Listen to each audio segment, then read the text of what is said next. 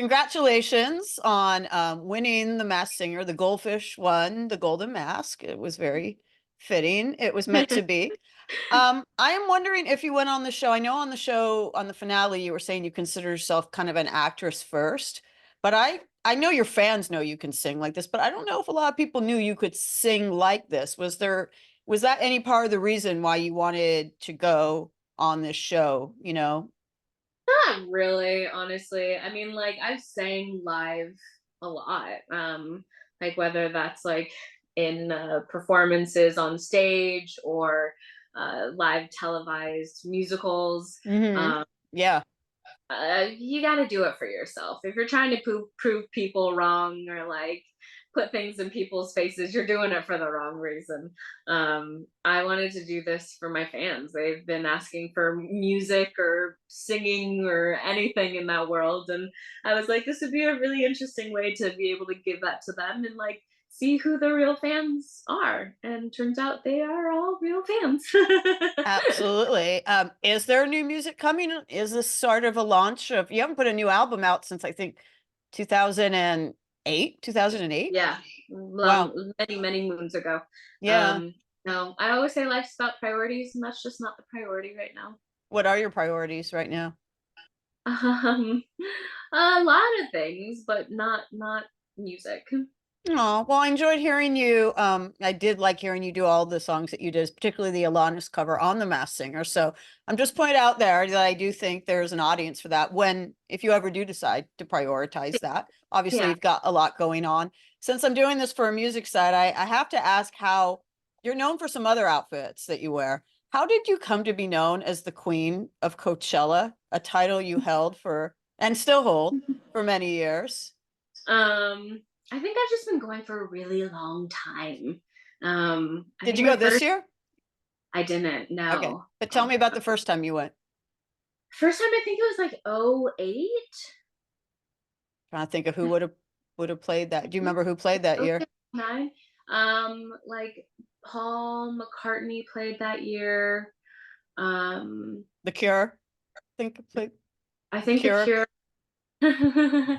um, and yeah, I just became obsessed after that and went back every year. And then when they started doing the 2 weekends, I would go both weekends, and I just loved it. I don't know. It was just a good time. I love music festival. I love music, and anytime I can run around on a grass field barefoot, I'm very happy. I kind of feel like you were one of the first celebrity when like Coachella started to become really big around maybe that time and people started like taking pictures of celebrities going in their outfits. I kind of feel like you were one of the first style setters for Coachella. How did you come up with that your all your great looks that now I think a lot of women who go to Coachella probably emulate? Um, I mean, I feel like I was just trying to emulate like my favorite era, which is like the '70s. I think of like Woodstock, and I think of people on the grass just like vibing out to their favorite musicians, and that's kind of like the ideal like vibe to me when it comes to music festivals. Hmm. So that was definitely what I was trying to emulate. Um, just point it out there. Would you ever play Coachella? Maybe Nate, maybe, or have you? Have you ever like been a guest on someone's set? Mm-mm, no, I've never set foot on a stage at Coachella. But yeah, like at some point in life, that would be pretty iconic. I would love it. I absolutely think if you could guest with anyone at Coachella, who would, if you guessed it on someone else's set, like who would you do it with?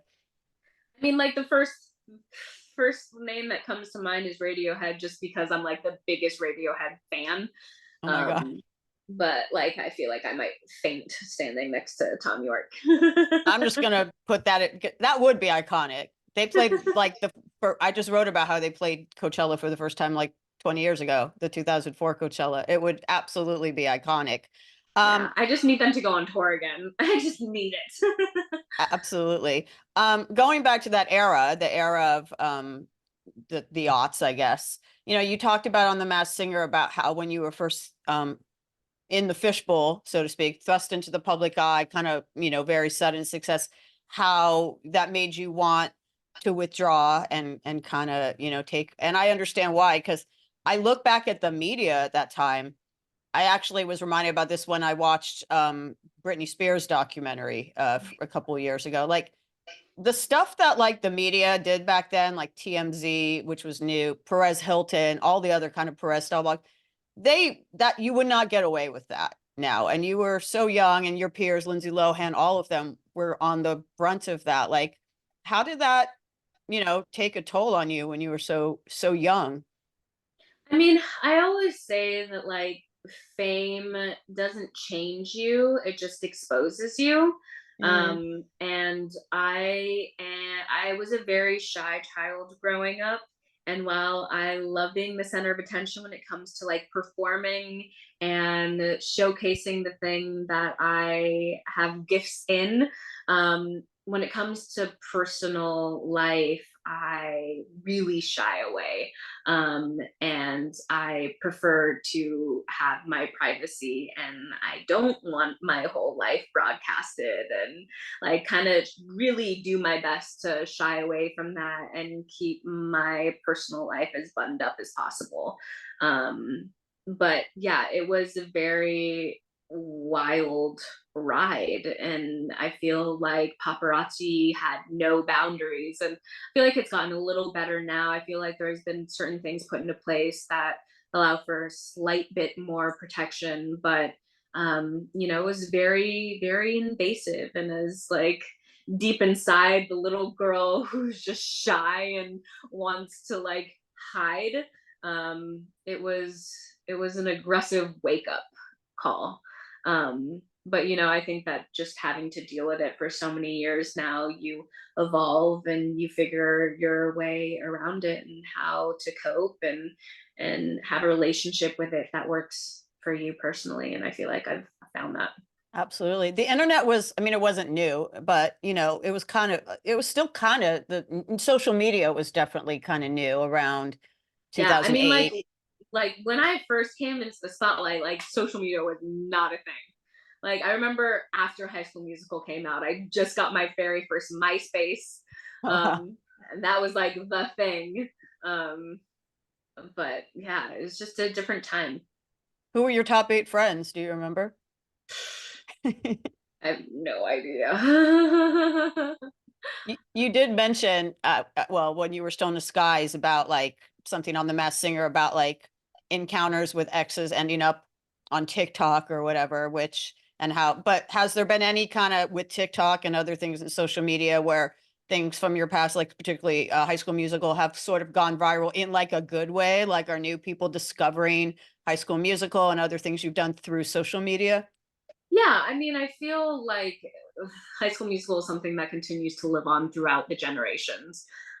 It surprises me still when kids come up to me, kids, saying that they love it and they've seen it a million times. And I'm like, it's just insane how it just continues to have legs and gets passed down through generation. I think that's like the power of musicals. Look back at some of my favorite musicals growing up as a kid, and they still totally hold the test of time. But yeah, like social media is its own beast. One that I try to not pay too much mind to. Like I don't really find myself on TikTok unless I'm in a new place and I'm like trying to find a word of mouth restaurant to go to. Great for that. But when it comes to like the trends and all the other things, I'm kind of lost. Actually, I just realized when you talk about High School Musical, how it keeps going. Is that why you, for your first song, did an Olivia Rodrigo song? Was there a connection there? I just no realized that because I was thinking Yeah, Vampire. Tell me, was that a nod to? yeah, yeah. I was doing things the entire time to like let people know that it was me. Being Vampire, the first song was by Olivia Rodrigo, who plays Hmm. Gabriella in the High School Musical TV show. So like my second song was "Come Back to Me," "Baby Come Back." My first single when I was like 16 years old had the sample of that song in it, and I was singing some of the same licks and riffs that I was singing when I was 16. There were a lot of clues along the way with all that. Well, I think your fans figured it out just from your voice. I mean, if you looked, I know you don't go on social media much, but if you did at all, it was just like people kind of clocked it from episode one because of the voice, that you have. So, which is flattering that you have such a recognizable voice. Um, Totally. Another thing you talked about, which was a clue I picked up on when you were talking about, kind of reinventing yourself and growing up in the public eye, is you talked about diving into edgier waters. And I remembered Spring Breakers. I assumed that was kind of a Spring Breakers clue. What memories do you have? I think people kind of forget, like you look at the cast of that film. I mean, that was iconic. Who was in that? What was the reaction to it at the time when that movie came out? Were your fans like on board, or were they like, what's going on? I think that there was like a little bit of both. I think that like when you do things outside of the box, it's not going to be for everyone. But that's always been my cup of tea, like doing things that like might divide people a little bit. Cause I'm like, if you're doing broad strokes, then like, are you really even having a perspective or a point of view on it? And that was one thing that I really wanted to do. I've been a fan of harmonies. Like, people know me from High School Musical, but like my personal taste, I love like really dark films by offbeat directors, and I love like a really twisted ride. And when Spring Breakers came into my vision, I was like, this is something that I need to be a part of. So I was really honored and proud to be a part of that project. But it was a wild ride, and it was so much fun. I mean, the cast was phenomenal. I remember the script itself was quite small and like was filled out a lot by everyone, and like Really? Did you the improv or did you? oh yeah, a lot, Um, a lot of those scenes, some of those scenes like literally weren't even in the script. It would be Harmony coming over to us and be like, I have an idea for a scene. We're like, wow, okay. And then he would tell us, he's like, okay, now go. And he'd be like, whatever you want, we're across the street. And we were like, okay, so that's so but that cool. creative freedom was just like so amazing and something that like you don't always get. And Wow. that's the thing I love about independent features. Did anyone at the time when you took that role, like anyone in your camp, or I would say, management or whatever, say that it was a bad idea, that it was like too off? No, that was like the kind of parts that I always wanted to do.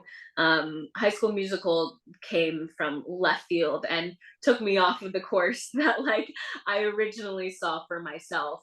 Oh, What a wow. course that like I was very grateful for, but it definitely wasn't what I had planned. So it was really nice. I feel like after doing High School Musical, I had to fight for the parts that I actually really wanted. I didn't want to keep playing like the girl next door, the like nice sweet girl. I was like, there's so much more depth and dimension in women that I want to explore. And yeah, I got to fight for those parts. And, it was literally the Frozen Ground into Spring Breakers into Gimme Shelter, all three of which really demanded a lot of me, emotionally and physically and on my psyche. But it was like a journey that I was really proud of going on. As well, you should be. And also, it reminds me when you talk about how you didn't always want to play the girl next door. I love the fact that in, one of your roles of a lifetime in Grease Live, you didn't play Sandy, you played Rizzo, which I think is the cooler part to do. And that was obviously a clue I picked up on The Masked Singer when you told, I know it's a very sad story, so I'm Yeah. not, but it was just so amazing that I mean, you would have done an amazing, you were amazing as Rizzo regardless, but the fact that you did it under the circumstances of your losing your father the night before, I mean, do you feel, and I'm sorry for your loss, do you feel like that was a turning point in your career? I mean, like the news headline the next day after Grease Live ran was really just about you being the star of it. I Oh, remember that. oh, that's sweet. Did it feel like some crazy pivot? No. Mm. Um, did it feel like something I would always hold my head up high with and be proud of? Yes, of course. And like I knew in the moment that it would be a really beautiful way to honor my father. And that's what he would have wanted. But I don't know. I like it was a really special part, and like I was so supported in that moment by the cast and the producers and the team, and like that's something that will keep us all bonded forever. And I imagine your father would have been gone a real hoot out of you playing the goldfish. Nah, he would have loved it. My gosh. Awesome. Well, I loved it as well. So congratulations to you. One quick question before I let you go, because we were talking about Coachella. Do you remember like your favorite outfit, favorite fit, as the kids say now? um, I feel like the second year that I went, it's like I feel like it's so overplayed, but I wore like this vintage white crochet top that I had with like denim shorts, and I was like running around barefoot and like was wearing these feather earrings that I had made.